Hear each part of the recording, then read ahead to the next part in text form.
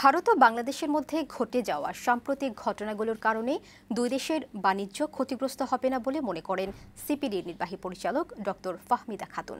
সকালে বিএফডিসিতে debate for democracy আয়োজিত ছায়া সংসদে তিনি বলেন, ভারত যদি পণ্য রপ্তানি বন্ধ করে দেয় তাহলে বাংলাদেশকে বিকল্প বাজার খুঁজতে হবে। তিনি বলেন, ভারতের আদানি গ্রুপের সাথে বিদ্যুৎ আমদানি চুক্তি একপক্ষীয়। অন্তর্বর্তী সরকারের উচিত চুক্তিটি পুনরায় বিবেচনা করা। অনুষ্ঠানে ডিবেট ফর ডেমোক্রেসির চেয়ারম্যান হাসান আহমেদ চৌধুরী কিরণ বলেন, ক্ষমতার পালাবদলের সাথে সাথে যেন দুর্নীতির পালাবদল না হয় সেদিক সবাইকে খেয়াল রাখতে হবে।